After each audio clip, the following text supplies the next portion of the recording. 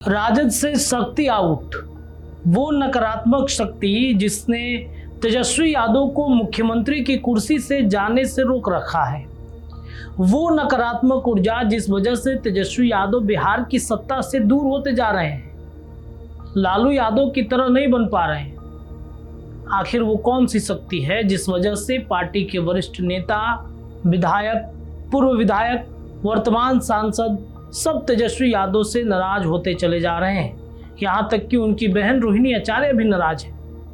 यह नाराजगी इस कदर बढ़ गई है कि पार्टी में 2014 से रहे मृत्युंजय तिवारी ने कई सारे आरोप लगाकर पार्टी को अलविदा कर दिया। आज खुद भाई वीरेंद्र जैसे नेता ने तेजस्वी यादव के आसपास रहने वाले लोगों पर कई आरोप लगाए। बाकी पूर्व चुनाव हारने के बाद समीक्षा की बात भी होने लगी। यहाँ तक कि खुद तेजस्वी की बहन रोहिणी ने भी कई तरह के आरोप लगाए हैं। अब तेजस्वी यादव ने पूरे बिहार की राजद कमेटी को भंग कर दिया। नए सिरे से पूरे कमेटी बनाई जाएगी। यहाँ तक कि राजद का नया प्रदेश अध्यक्ष भी बदला जा सकता है। आज इसी पूरी कहानी को आंकड़ों के साथ विस्तार से समझते हैं कि आखिरकार वो कौन व्यक्ति है, वो कौन सी नकारात्मक शक्ति है जो तेजस्वी यादव को रोक रही है सीएम की कुर्सी से। सबसे पहले बात मृत्युंजय तिवारी की करते हैं। 2014 से पार्टी प्रवक्ता और मीडिया प्रभारी की जिम्मेदारी संभाल चुके मृत्युंजय तिवारी ने कुछ ही हफ्ते पहले पार्टी के सभी पदों से इस्तीफा दिया और भाजपा ज्वाइन कर लिया। उन्होंने सीधा आरोप लगाया कि तेजस्वी यादव को कुछ लोगों ने हाईजेक कर लिया है। पार्टी को दीमक की तरह अंदर से खोखला किया जा रहा है और तेजस्वी यादव ऐसे ही तत्वों से घिरे हुए हैं। और अब ताजा नाम है भाई वीरेंद्र का। बाकी पूर्व चुनाव में मिली करारी हार के बाद भाई वीरेंद्र ने भी सीधे तेजस्वी यादव के करीबी के खिलाफ मोर्चा खोल दिया है और समीक्षा की मांग तेज कर दी है। ये वो पैटर्न है जो पहले भी दिख चुका है। शुरुआत में श्याम रजक जैसे कद्दावर नेता भी गंभीर आरोप लगाकर पार्टी छोड़ चुके हैं और सबसे चौंकाने वाला मामला तो खुद लालू परिवार के भीतर आया।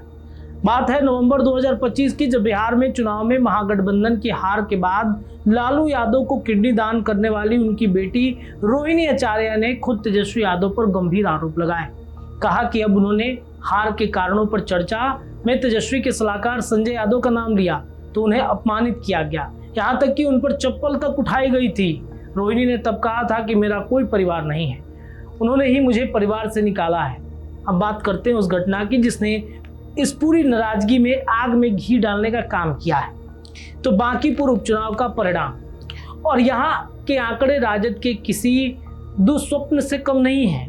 2025 के विधानसभा चुनाव में राजद प्रत्याशी रेखा कुमारी ने यहाँ 46,363 वोट हासिल करके दूसरा स्थान उन्होंने पाया। यह प्रदर्शन इतना ठोस था कि पार्टी ने उन पर दोबारा भरोसा जताते हुए उपचुनाव में फिर टिकट दिया। राजनीतिक जानकारों को उम्मीद थी कि उनका स्थानीय नेटवर्क एक बार फिर से असर दिखाएगा, लेकिन नतीजा बिल्कुल उलट हुआ। कुल 1,30,313 वैध मतों में से जमानत बचाने के लिए कम से कम 21,719 वोट चाहिए थे, यानी कुल वोटों का छठा हिस्सा। रेखा कुमारी इस आंकड़े तक भी नहीं पहुंच पाई और उनकी जमानत जब्त हो गई। सोचिए, जो उम्मीदवार साल भर पहले 46,000 वोट लेकर दूसरे नंबर पर थी, अब वो आधे से भी कम वोट पर सिमटकर तीसरे स्थान पर पहुंच गई हैं। यानी सिर्फ कुछ महीनों में करीब आधा जनाधार गायब। इसी उपचुनाव में जनसुराज के प्रशांत किशोर ने भाजपा प्रत्याशी नीरज सिन्हा को करीब 19,000 वोटों के अंतर से हराया। यानी जो लड़ाई त्रिकोणीय मानी जा रही थी वो व्यवहारिक रूप से सिर्फ भाजपा और जनसुराज के बीच सिमट गई और राजद तीसरे नंबर पर फेंका गया। इसका सबसे बड़ा कारण माना जा रहा है राजद के परंपरागत MY यानी मुस्लिम यादव समीकरण का शहरी इलाकों में खिसकना। बूथों पर मुस्लिम और यादव मतदाताओं ने खुलकर बदलाव के पक्ष में वोट देने की बात कही। यानी जिस समीकरण के भरोसे राजद दशकों से बिहार की राजनीति में टिकी रही, अब वो शहरी सीटों पर अपनी पकड़ खोता नजर आ रहा है। अब जरा पूरे बिहार के आंकड़ों पर नजर डालते हैं ताकि तस्वीर और ज्यादा साफ हो सके।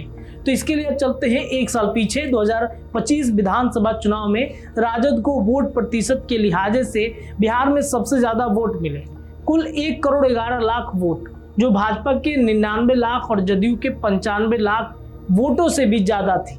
यानी वोट शेयर के मामले में राजद आज भी बिहार की सबसे बड़ी पार्टी है। लेकिन इसके बावजूद एनडीए गठबंधन ने 243 में से 202 सीटें जीत ली। भाजपा खुद 89 सीटों के साथ सबसे बड़ी पार्टी बनकर उभरी, यानी राजद के पास वोट तो सबसे ज्यादा है, लेकिन वोटों की सीटों में तब्दील कराने की रणनीति और संगठन कहीं ना कहीं बुरी तरह चूक गई और बांकीपुर जैसी सीट पर भी यही कमजोरी बेनकाब हो रही। और अब आज की सबसे बड़ी खबर है कि बांकीपुर की इस करारी हार और पार्टी के भीतर मची खींचतान के बाद तेजस्वी यादव ने एक बड़ा आक्रामक फैसला लिया। उन्होंने बिहार की सभी संगठनात्मक इकाई को भंग कर दिया। प्रदेश अध्यक्ष मनीलाल मंडल के हस्ताक्षर से जारी आधिकारिक आदेश में साफ हो गया कि प्रदेश, जिला, प्रखंड, पंचायत स्तर तक के सभी कमेटियां तत्काल प्रभाव से भंग कर दी गई। यह फैसला राजद के राष्ट्रीय कार्यकारी अध्यक्ष तेजस्वी यादव से सीधे परामर्श के बाद लिया गया है और अब पूरे संगठन नए सिरे से पुनर्गठन होगा। राजनीतिक गलियारों में यह अटकलें भी तेज हो गई हैं कि इस फेरबदल में खुद प्रदेश अध्यक्ष का भी पद बदला जा सकता है, यानी मनीलाल मंडल की जगह कोई और नया चेहरा प्रदेश अध्यक्ष बन सकता है। हालांकि इस पर अभी कोई आधिकारिक पुष्टि नहीं है।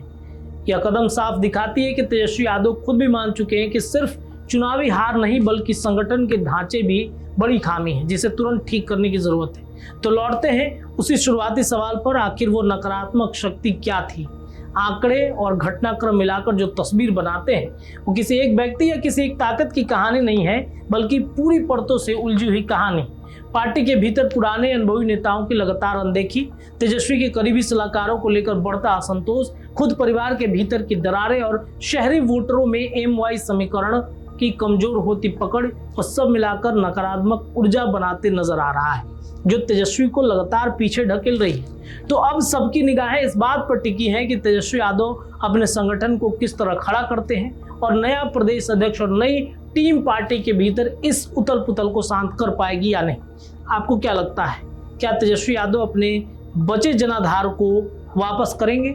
क्या बांकीपुर चुनाव के बाद तेजस्वी वेकअप कॉल उनके लिए है, या फिर उसी पुराने ढर्रे पर काम करेंगे जो 2030 में उनके लिए मुश्किल खड़ी कर सकती है? अपनी राय कमेंट में छोड़िए। जुड़े रहिए बिहार न्यूज टुडे के साथ। धन्यवाद। वीडियो पसंद आए तो इसे लाइक और ज्यादा से ज्यादा शेयर करें। हमारे चैनल को सब्सक्राइब करना न भूलें ताकि आपको हर जरूरी खबर सबसे पहले मिल सके। अगर आप किसी खास विषय या मुद्दे पर वीडियो देखना चाहते हैं तो कमेंट करके जरूर बताएं।